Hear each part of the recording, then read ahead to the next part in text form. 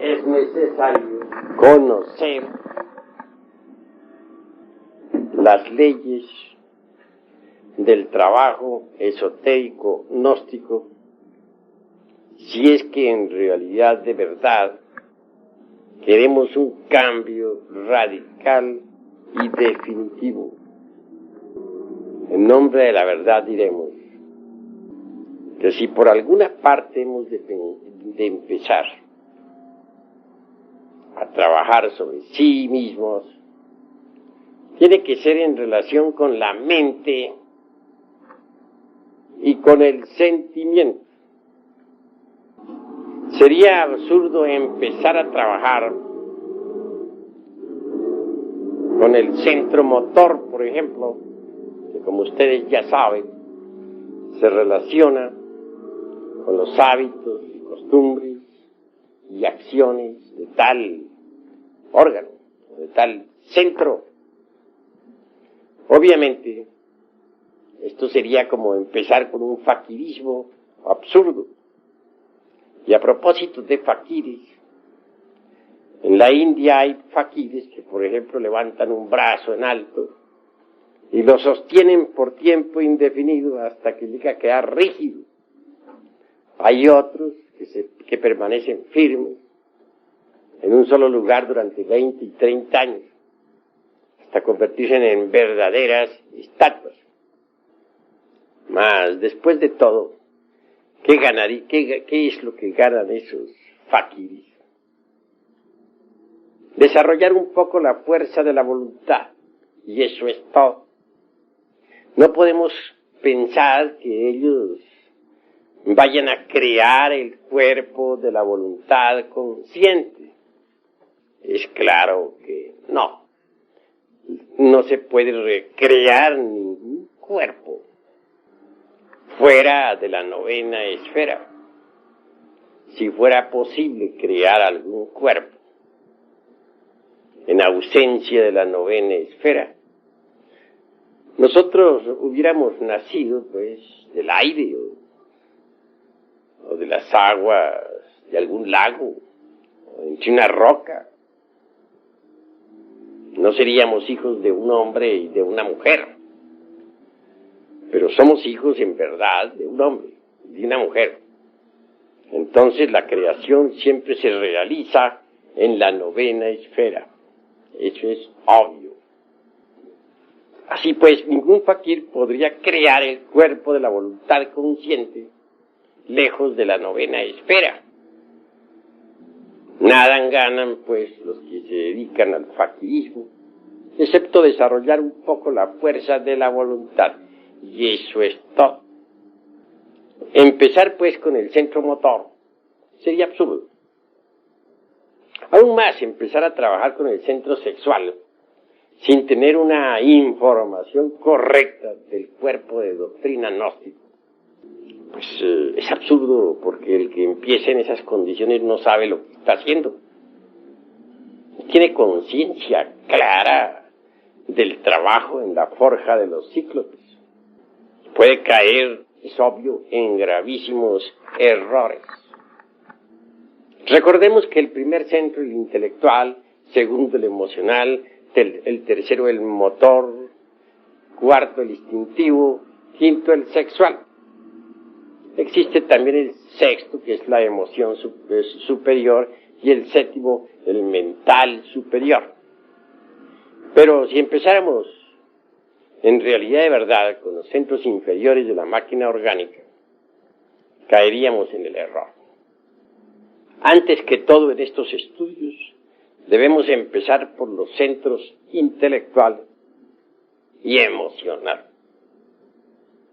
Necesitamos en verdad cambiar nuestra forma de pensar. De lo contrario, marcharemos por el camino del error. ¿De qué serviría, por ejemplo, que ustedes asistieran a estas cátedras y no cambiaran su forma de pensar? Aquí se les dan muchos ejercicios esotéricos. Se les orienta doctrinariamente. Pero si ustedes no cambian su forma de pensar, ¿de qué sirve todo lo que aquí se les dé? Se les dice que hay que disolver el ego, se les dice que hay que sacrificarse por la humanidad, se les dice que hay que crear los cuerpos existenciales superiores del ser, etc. Pero si ustedes continúan pensando como antes, con los mismos hábitos mentales de otros tiempos, ¿qué sirve todo lo que estén escuchando aquí? Se les dice que hay que desintegrar el ego, pero ustedes continúan con sus viejos hábitos mentales, con sus formas y sistemas caducos de pensar. Entonces, ¿de qué les sirve la información que se les está dando?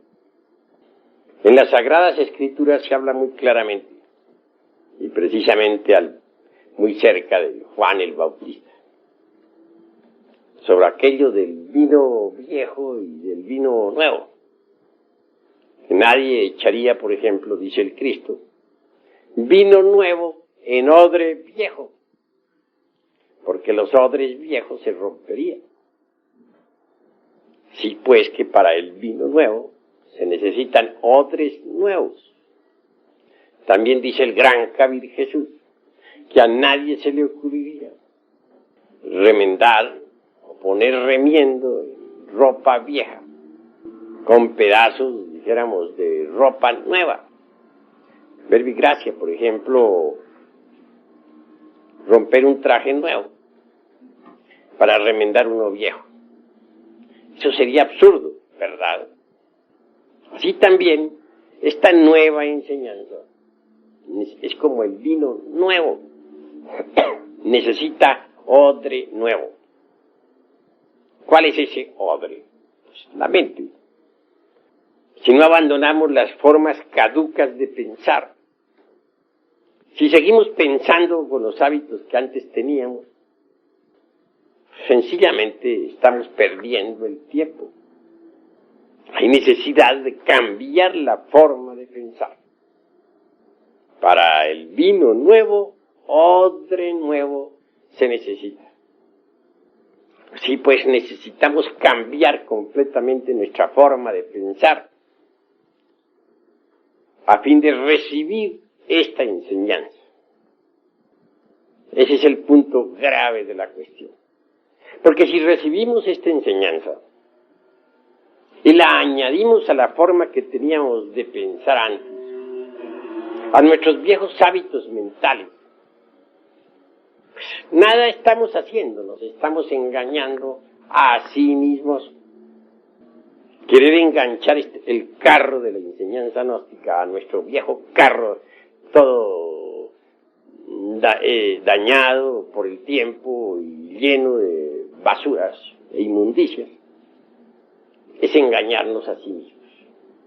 Se trata antes que todo de preparar el recipiente para recibir el vino de la enseñanza gnóstica. Ese recipiente es la mente. Solo así, con un recipiente nuevo, transformado, con un recipiente verdaderamente magnífico, se puede recibir ese vino de la enseñanza gnóstica. Y esto es lo que quiero que todos los hermanos vayan comprendiendo. Necesitamos que las emociones negativas sean eliminadas de nosotros. Porque esas emociones negativas, pues, no permiten un cambio de fondo. Es imposible transformarnos si aún poseemos dentro de nosotros emociones negativas. Nosotros tenemos que erradicar de nuestro corazón las emociones de tipo negativo, que son verdaderamente perjudiciales en todo sentido. Una persona que se deja llevar por emociones negativas se vuelve mentirosa en un 100%. Ya les había a ustedes contado en mi pasada cátedra el caso de un señor XX que actualmente se encuentra, podríamos decir, al borde de la muerte. Este buen hombre vino a tener pues una embolia cerebral. Motivo muy claro, lo repito, que alguien le malinformó que su hermana había sido víctima de un fraude. Tal informe fue después examinado y resultó falso. Mas que ama a su hermana, creyó pues en esa infundia difamante y la tomó tan en pecho que le dio una embolia cerebral. En estos momentos se encuentra al borde de la muerte. Vean ustedes ese caso. De manera que entonces las emociones negativas vienen a llevarnos al fracaso. Su hermana aún sigue convencida de que fue víctima del fraude. Y es obvio que calumnia a un inocente, pero ella está segura de que fue víctima. Personalmente examiné el caso y me di cuenta que ella misma se estaba autoengañando, estaba mintiendo a sí misma, víctima de las emociones negativas y a su vez calumniando a otro en forma inconsciente. De manera que les dije a ustedes, y repito, que las emociones negativas lo tornan a uno mentiroso. Observen ustedes las gentes cómo mienten, llevadas por las emociones negativas.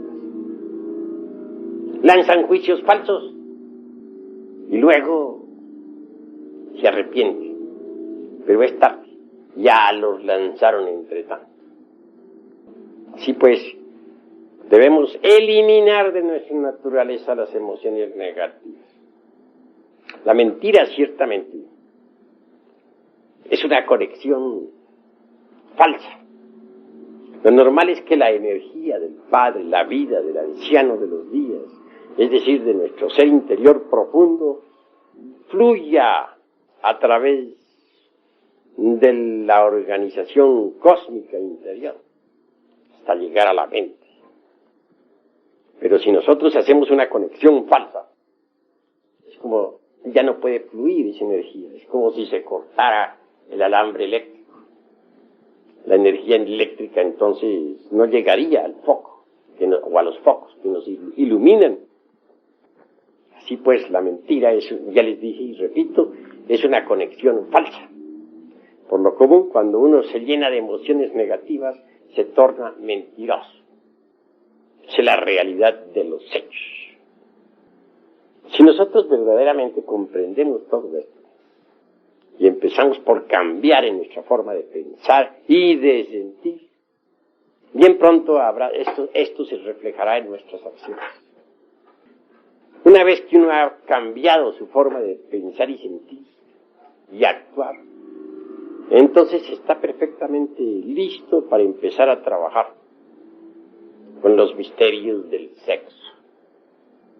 Pero si queremos y ese es el error de algunos misioneros,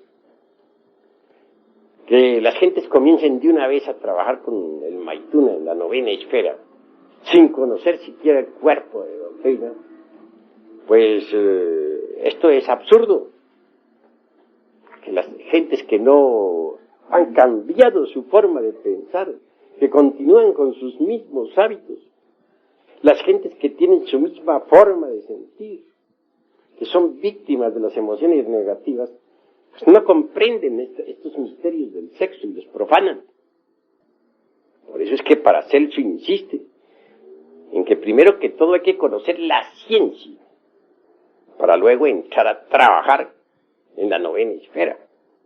Y tiene razón en esto Felipe Teofrastro Bombastro de Ongenay Aureola Paracelso. Empecemos pues por cambiar nuestra forma de pensar y de sentir. Muchos reciben aquí enseñanzas esotéricas, se les da, pero continúan pensando como antes, como pensaban hace 20 años. ¿Qué sucede entonces? Estamos perdiendo el tiempo. Si se le da a la gente las enseñanzas para que se autorrealicen, para que cambien, y continúan pensando como antes, obviamente, gracias, obviamente pues se marcha muy mal. Yo conozco hermanitos gnósticos que tienen 20 y 30 años de estar en las enseñanzas gnósticas y todavía piensan como pensaban cuando tenían 20 o 30 años de edad.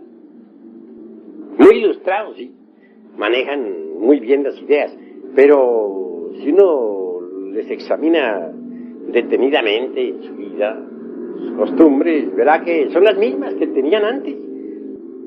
Conozco hermanos hasta muy juiciosos, misioneros y todo, que platican muy bien sobre la gnosis, que manejan el cuerpo de doctrina en forma extraordinaria, pero los he estado observando y resulta que actúan como cuando no eran gnósticos, actúan como actuaban hace 30 años atrás. Tienen las costumbres viejas que tenían cuando nada sabían de estos estudios. Continúan con esas mismas viejas costumbres. ¿Qué están haciendo esos hermanos entonces? Obviamente se están autoengañando miserablemente. Eso es obvio. Así pues, hemos de empezar por cambiar la forma de pensar y después la forma de sentir. Poner el vino nuevo, el vino gnóstico, en odres nuevos y no en odres viejos. Una mente decrépita, llena de hábitos viejos, de hábitos de hace 20 y 30 años atrás, no está preparada para recibir el vino de la gnosis. Una mente así necesita forzosamente pasar por un cambio total. De lo contrario, se está perdiendo el tiempo miserablemente. Con todo esto, ¿qué es lo que queremos saber? Pues despertar conciencia, ¿verdad? Eso es la verdad, eso es lo que queremos, despertar. En el mundo oriental no se ignora que la gente está dormida, nadie lo ignora. Pero en el mundo occidental la gente cree que está despierta. Y sin embargo hacen cosas que no quieren hacer. Se lanzan a la guerra, cuando no quieren ir a la guerra, pero siempre van, aunque no quieren. ¿Por qué? Porque están hipnotizados. Ustedes saben que a un sujeto hipnotizado, por ejemplo, le ordenamos que vaya a matar a alguien, va y lo mata. Y eso ya está previsto en el Código Penal de todos los países de la Tierra. Así también sucede con las gentes de todas las latitudes. Están hipnotizadas, pero creen que están despiertas. Y se les dice que ha llegado la hora de ir a la guerra. Van a la guerra. No quieren ir, pero van. ¿Por qué? Están hipnotizadas. Y el hipnotizado está. Eso es gravísimo. Tremendamente cierto. Que necesitamos salir del sueño hipnótico. Eso es verdad, pero bueno, vamos a ver cómo salimos del sueño hipnótico. Si estamos contentos con nuestros hábitos mentales, con nuestros sistemas de razonar, con nuestros hábitos sentimentales, con nuestros distintos hábitos o costumbres adquiridas por la herencia y por la familia, entonces, aunque estemos escuchando aquí en esta sala las enseñanzas, sencillamente estamos perdiendo el tiempo. Pregúntense ustedes a sí mismos, ¿para qué han venido? ¿Con qué objeto están ustedes reunidos en esta sala? Si están aquí reunidos por mera curiosidad, vale más que no hubieran venido. Si de verdad los anima el anhelo de cambiar, pero continúan muy contentos con sus viejas normas de pensar, sencillamente se están autoengañando. Si es que ustedes quieren enganchar el carro de la gnosis a su viejo tren carcomido por el tiempo y podrido hasta el tuétano de los huesos, pues están haciendo un juego muy tonto que a nada les conduce. Así pues, No nos engañemos así. Si ustedes quieren cambiar, seamos serios. Y empecemos por cambiar nuestra forma de pensar. Cada cual tiene una forma de pensar. Y cada cual cree que su forma de pensar es la más correcta. Pero en realidad, de verdad, las diversas formas de pensar de cada cual, o de todos en conjunto, de correctos no tienen nada, puesto que están hipnotizados. ¿Cómo puede pensar correcto una persona que está hipnotizada? Pero ustedes creen que están pensando correctamente. He ahí su error. Sus hábitos mentales no sirven. Si es que quieren cambiar, bueno, aquí tienen la enseñanza nueva. Aquí tienen el vino de la noche. Pero, por favor, traigan odres nuevos para ese vino. No odres viejos. Porque el vino nuevo rompe los odres viejos. Me interesa darle la enseñanza a los hermanos. Pero darla seriamente. Y por eso les invito a cambiar su forma de pensar. ¿Han reflexionado acaso ustedes en lo que es la conciencia? ¿Qué podría comparar la conciencia? O sea, a un foco de luz que lo dirijo hacia una parte o hacia otra. Eso es obvio. La conciencia debemos aprender a colocarla donde debe ser colocada. Donde esté nuestra conciencia, allí estaremos nosotros. Ustedes que me escuchan en estos momentos, ¿están seguros de que la conciencia de cada uno está aquí? Si está aquí, me place. Pero estamos seguros de que está aquí. Puede ser que esté en este momento en la casa. Puede ser que esté en la cantina. Puede ser que esté en el supermercado y que tan solo aquí estemos viendo la personalidad de fachada de tal o cual hermano. Así pues, donde está la conciencia, ahí estamos nosotros. La conciencia es algo que hay que aprender a colocar inteligentemente donde debe ser colocada. Si colocamos nuestra conciencia en una cantina, se procesará en virtud de la cantina. Y si la colocamos nosotros en una casa de citas, se procesará allí. Y si la colocamos nosotros en un mercado, tendremos un buen mercader o un mal mercader. Donde quiera esté la conciencia, allí estaremos nosotros. La conciencia está desgraciadamente embotellada. Y un yo de lujuria podrá llevar nuestra conciencia pues a una casa de citas. Un yo de borrachera se la podrá cargar para una cantina. Un yo codicioso se la llevará por allá para algún mercado. Un yo asesino se la llevará por allá a la casa de algún enemigo, etcétera. ¿A ustedes les parece acaso correcto no saber manejar la conciencia? Tengo entendido que es absurdo llevarla a lugares donde no debe estar. Eso es obvio.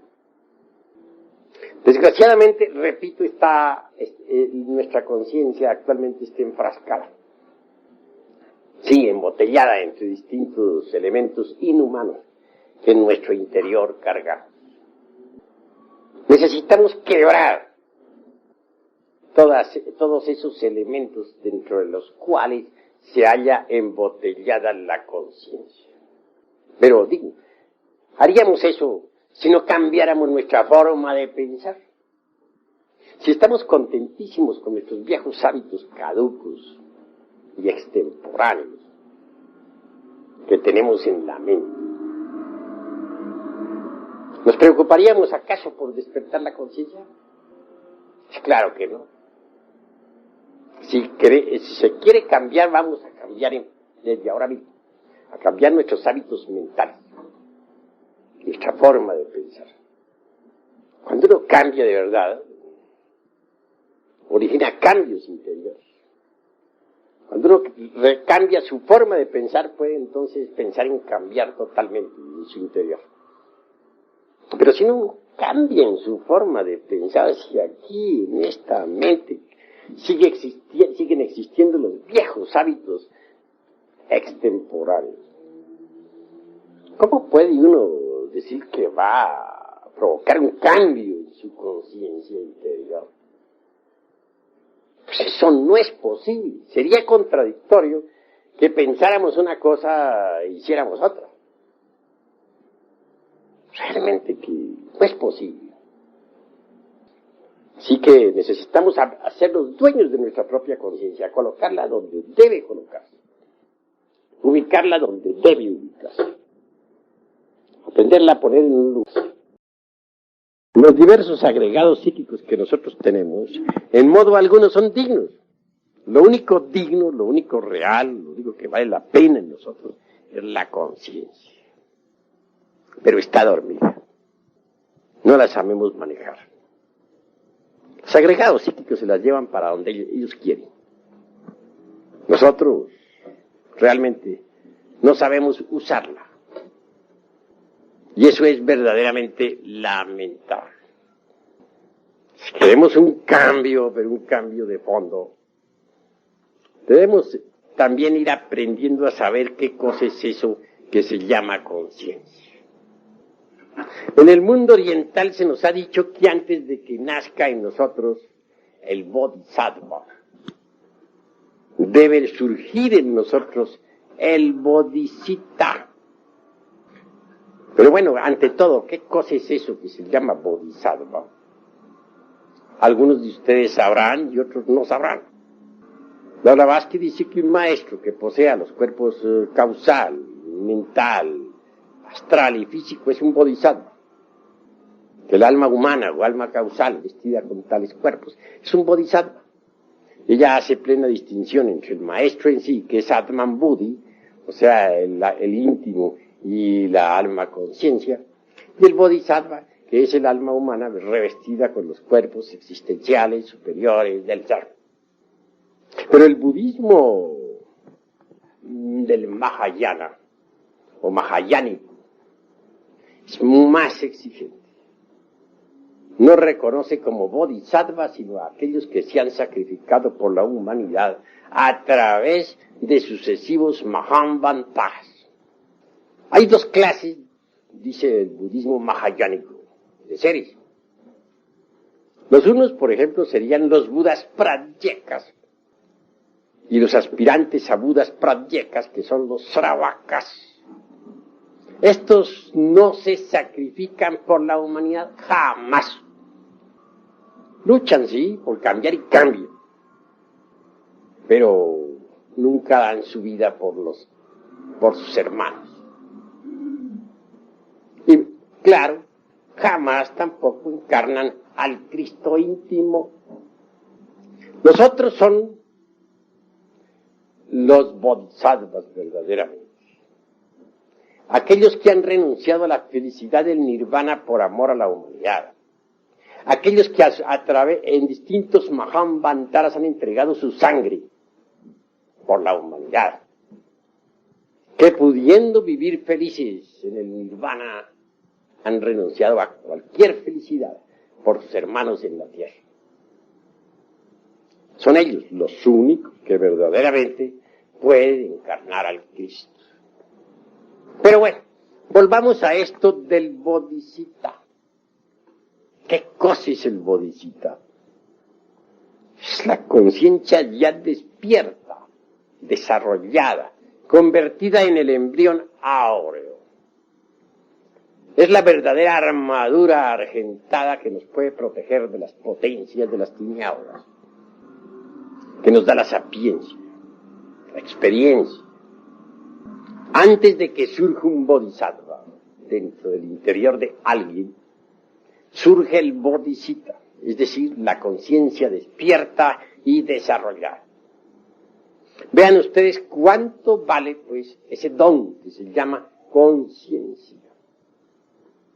Es lástima que la humanidad tuviera la conciencia enfrascada entre el ego. Y es claro que mientras las gentes continúen pensando como piensan, sintiendo como sienten, y con sus mismas viejas costumbres rancias, no podrán despertar la conciencia. Continuará esta hipnotizada. Y en secuencia o como corolario diremos que nunca surgirá en gente así el bodhisattva. Cuando el bodhisattva, que es la conciencia desarrollada y despierta, surge en uno, en el aspirante, entonces pronto aparece el bodhisattva. Obviamente el bodhisattva se va formando dentro del clima psicológico del bodhisattva. Es grandioso el bodhisattva.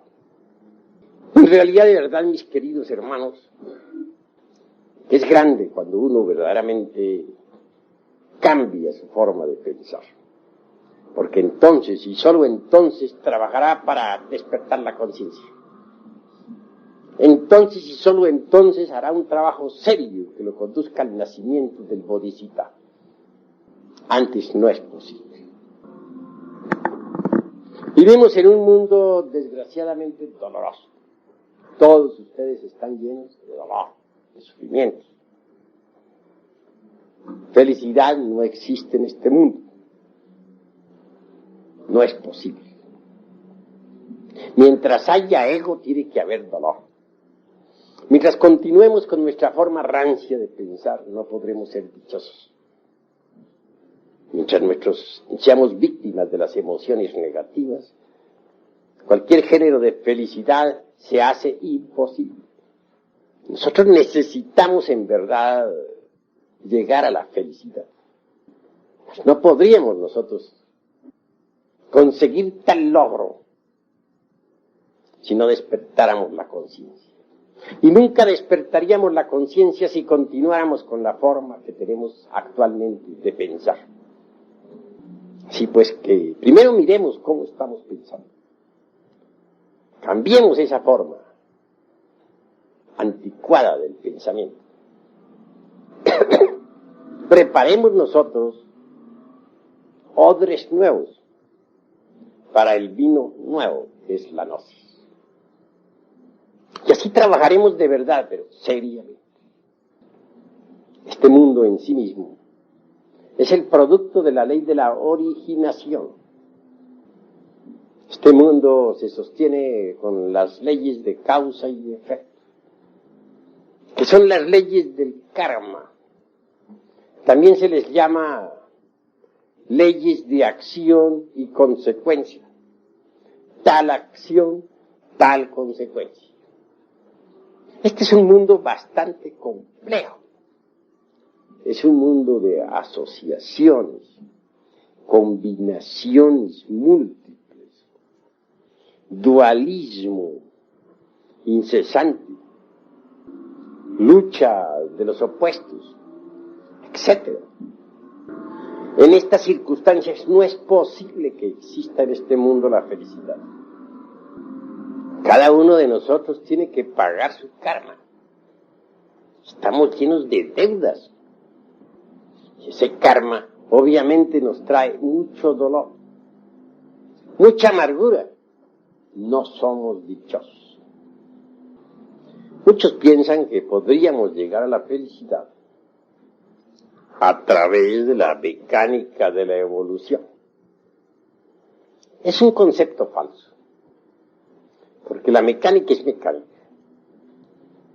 La ley de la evolución y también la de la involución constituyen el eje mecánico de esta maquinaria que se llama naturaleza. Hay evolución en el grano que germina, en la planta que se desarrolla y al fin da fruto. Hay involución en la planta que ya entra en decrepitud y por último se convierte en un montón de leños. Hay evolución en el niño que se forma en el claustro materno, en la criatura que nace, que crece, que se desarrolla y vive a la luz del sol. Mas también existe involución en el ser humano que envejece, que crece, entra en decrepitud y al fin muere. Eso es completamente mecánico. Mecánica es la ley del karma también, en cierto sentido. En el sentido causativo, mirada a la luz de los 12 vidanas, o de las 12 vidanas. Ahí hay mecánica. Nosotros necesitamos libertarnos precisamente de la ley del karma. Necesitamos libertarnos de ese movimiento mecánico de la naturaleza. Necesitamos hacernos libres. Y esto no será mediante la evolución mecánica. Cualquier evolución mecánica se procesa de acuerdo con las leyes de causa y efecto, con las leyes de las asociaciones, de las combinaciones mutuas. Lo que es mecánico es mecánico. Nosotros necesitamos libertarnos de la ley de la evolución y también de la ley de la involución.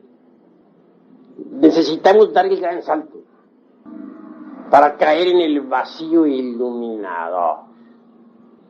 Obviamente, existe pues una antítesis entre la teoría de la relatividad que predicara un Einstein y el vacío iluminador. Lo relativo es relativo. La maquinaria de la relatividad funciona con la ley de los opuestos, con el dualismo, etc. Mientras, en la lucha de las antítesis hay dolor. Y eso no es felicidad. Si queremos la auténtica felicidad, debemos salirnos de la ley de la mecánica esta de la relatividad. Dar el gran salto, repito, para caer entre el seno del vacío iluminador. Yo experimenté el vacío iluminador en mi mocedad.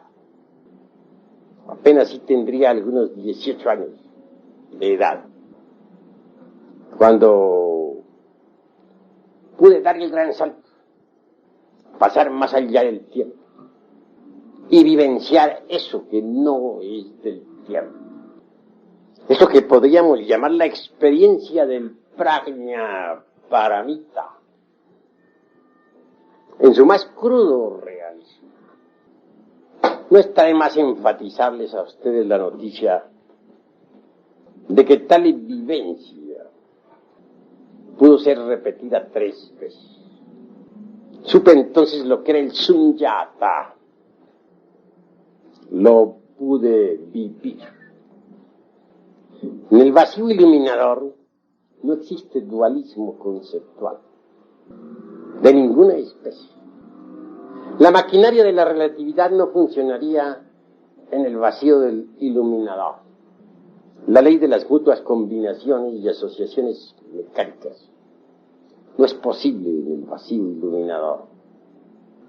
Toda la teoría de la relatividad de Einstein quedaría destruida en el vacío iluminador.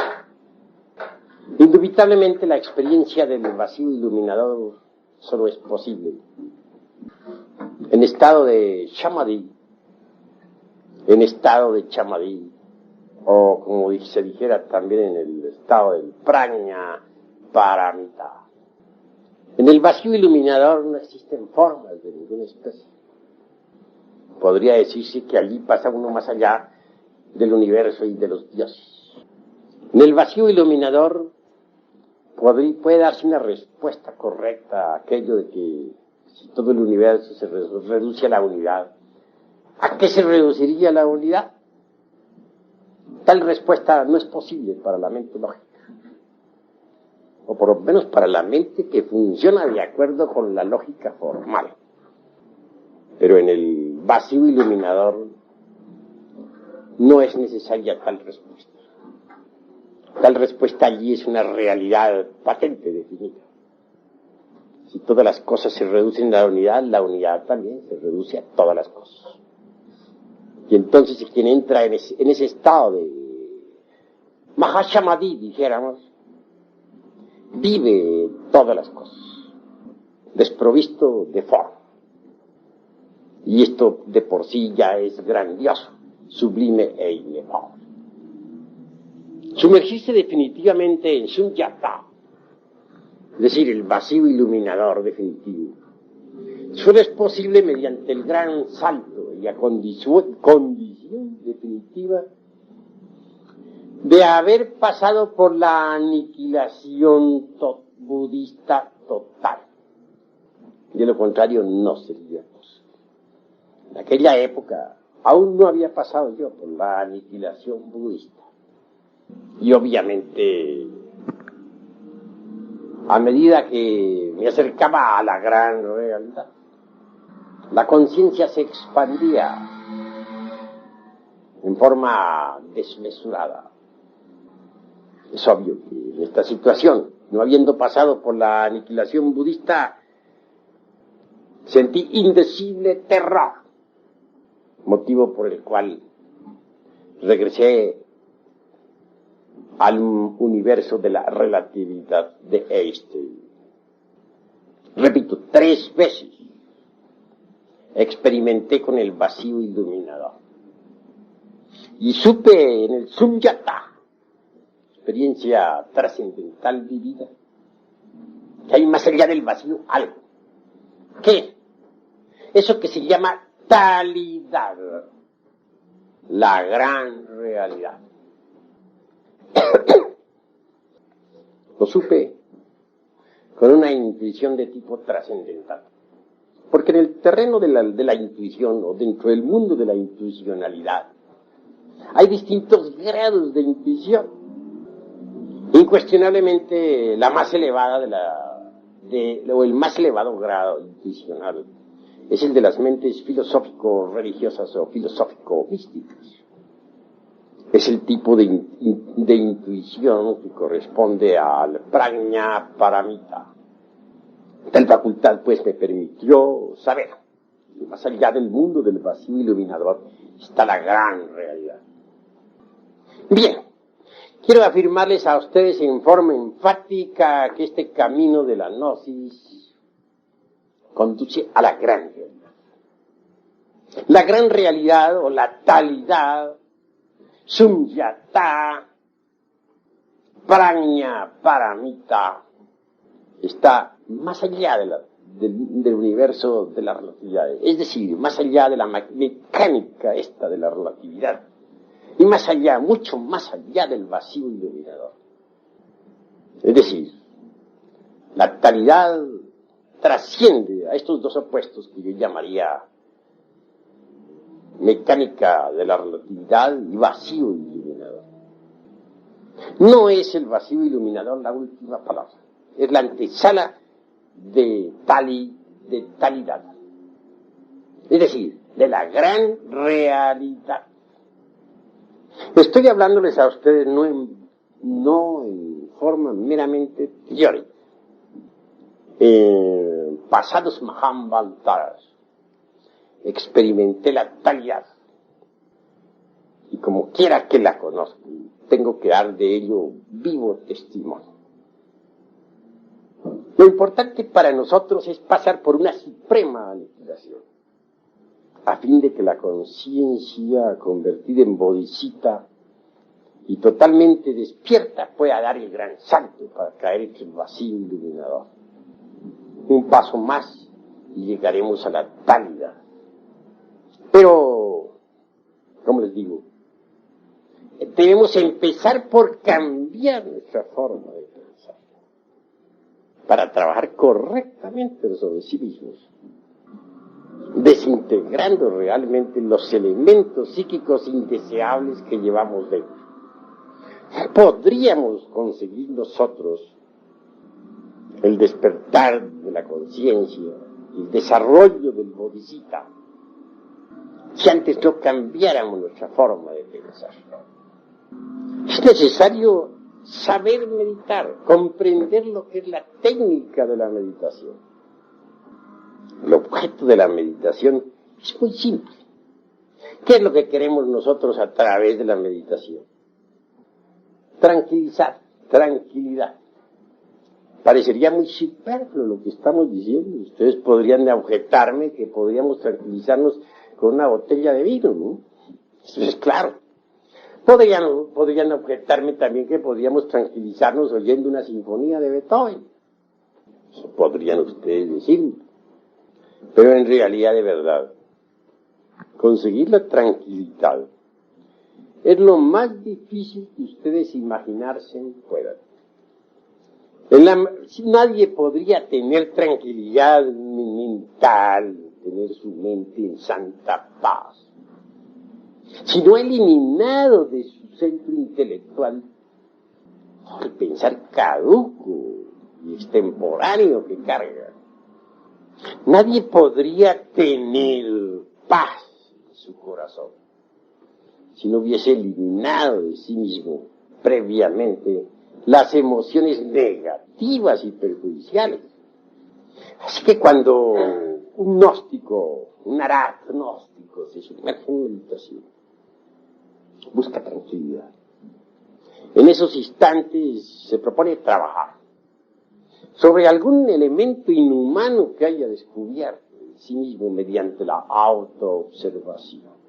Posiblemente descubrió la ira. Bueno, se dedicará entonces a comprender el agregado psíquico de la ira, hasta volverlo polvo, con ayuda de su divina madre Kundalini, que deberá invocar para que le auxilie. O tal vez descubrió que tiene el agregado psíquico del odio, entonces se propondrá desintegrar tal agregado para que surja en su reemplazo el amor. A medida que uno vaya desintegrando todos esos agregados psíquicos inhumanos que cargamos en nuestro interior, la conciencia irá despertando. Mucho se habla en la gnosis sobre el sexo, pero debemos primero cambiar nuestra forma de pensar para que tengamos una rica información, para que nos hagamos más conscientes de la enseñanza.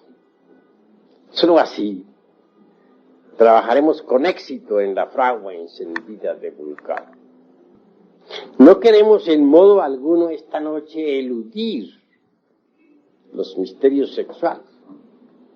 Es bueno que ustedes entiendan que el camino que conduce a la talidad es, y subrayo esto completamente, absolutamente sexual. Y esto hay que entenderlo. Incuestionablemente un soltero, una soltera pueden disolver a base de mucha comprensión un 50% de agregados psíquicos, siempre y cuando se apele a la Divina Madre Kundalini durante la meditación. Pero hay elementos psíquicos muy pesados que corresponden al mundo de las 96 leyes. Estos no se desintegran sino exclusivamente con el molinillo eléctrico de los físicos, con la suástica en movimiento, que genera determinado tipo de electricidad sexual trascendente. Obviamente, pues, la mujer serpiente, o sea, la princesa Kundalini, la divina madre cósmica, es reforzada mediante ese tipo de electricidad. Entonces puede, con su poder desintegrar atómicamente los elementos psíquicos más pesados, en los cuales está embotellada la conciencia. Así poco a poco llega el instante en que la conciencia queda completamente liberada y despierta y lista para dar el gran salto y caer en el vacío iluminador, que es la antesala de la gran realidad. En este mundo se nos ha criticado demasiado porque ponemos énfasis en el sexo. Muchos suponen que hay muchos caminos que puedan conducir a la gran realidad. Obviamente que cada cual es muy libre de pensar como quiera, pero en nombre de la verdad y con experiencia mística directa, acumulada en el fondo de mi conciencia a través de sucesivos Mahamvantaras, puedo decirles que el camino que conduce directamente a la gran realidad, a la talidad, más allá del vacío iluminador y de la mecánica de la relatividad, es absolutamente sexual en un 100%. Quienes disienten en esta cuestión revelan con ese proceder psicológico desconocimiento de la cruda realidad. Es obvio que quien ha tenido verdadera experiencia en estas cuestiones a través de sucesivos Mahamantras sabe muy bien que así es, que no es posible de escaparse definitivamente de la mecánica esta de la relatividad por otra puerta o por otro camino que no sea el directo, el que lleva a la gran realidad.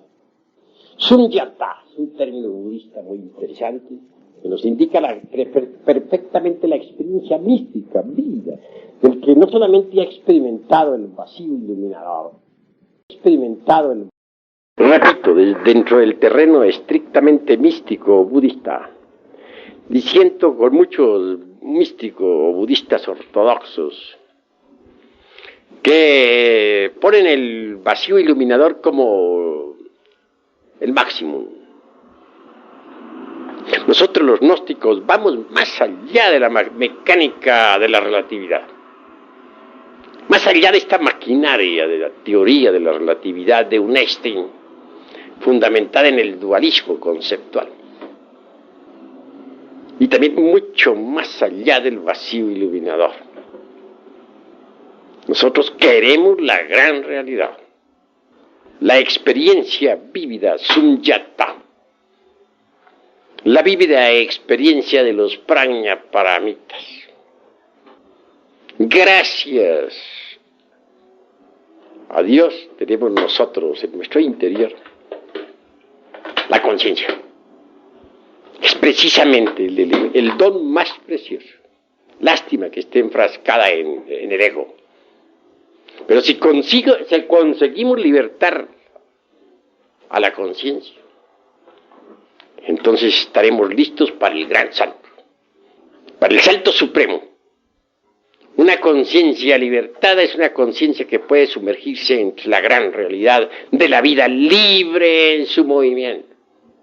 Esta gran realidad es felicidad inagotable, más allá del cuerpo, de los afectos y de la mente. Es una felicidad imposible de describir con palabras. Todos queremos la felicidad y no tenemos la felicidad. Necesitamos ser felices, pero no es posible ser felices en un mundo de combinaciones. No es posible ser felices dentro de esta maquinaria de la relatividad. Recuerden ustedes que el ego es tiempo, que el ego es un libro de muchos tomos y que está expuesto a las leyes de causa y efecto. Es hora de que pensemos en libertarnos del karma, en libertarnos de este mundo doloroso, de esta maquinaria tan infernal. Es hora de que pensemos nosotros en la dicha verdadera de la gran realidad. Por eso les invito esta noche a cambiar su forma de pensar. Porque si ustedes cambian, podrán trabajar sobre sí mismos para libertar la conciencia. Pero si ustedes no cambian su forma de pensar, si solamente quieren esta doctrina para engancharla a su tren, un carro más enganchado a un tren viejo, decrépito y degenerado, pues están perdiendo el tiempo. Yo quiero, pero la felicidad para ustedes, la verdadera dicha del ser. Sí, mis caros hermanos, hasta aquí la plática de esta noche. Sin embargo, hay algo que debo añadir antes de cerrar esta plática. Necesitamos que ustedes aprendan a meditar profundamente, que sepan meditar. Cuando uno ha conseguido, pues, una verdadera concentración, llega a una verdadera dicha. Vean ustedes, si yo no hubiera tenido en vida la experiencia del vacío iluminador, allá en mi mocedad, no estaría hablándoles ahora en la forma que les estoy hablando. Esa experiencia vívida jamás se borró de mi conciencia, ni de mi mente, ni de mi corazón. Es posible que en un samadhi de estos, es decir, en una práctica de meditación profunda, pueda la conciencia de un ser humano escaparse de entre el ego para experimentar la dicha del vacío iluminador. Es obvio que si lo consigue,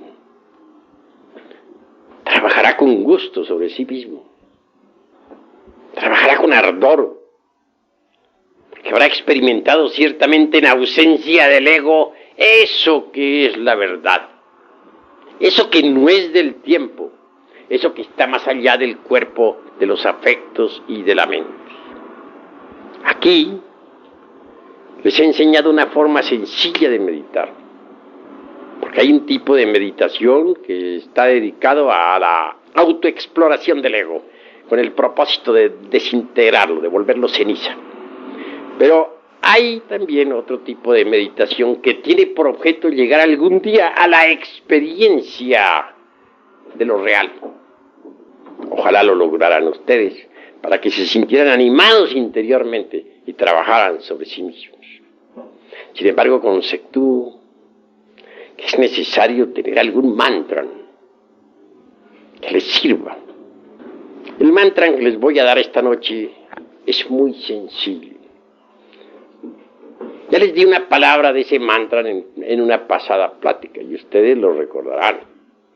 Gate. Pero esta noche les voy a dar completas las palabras de todo el mantra. Gate, gate,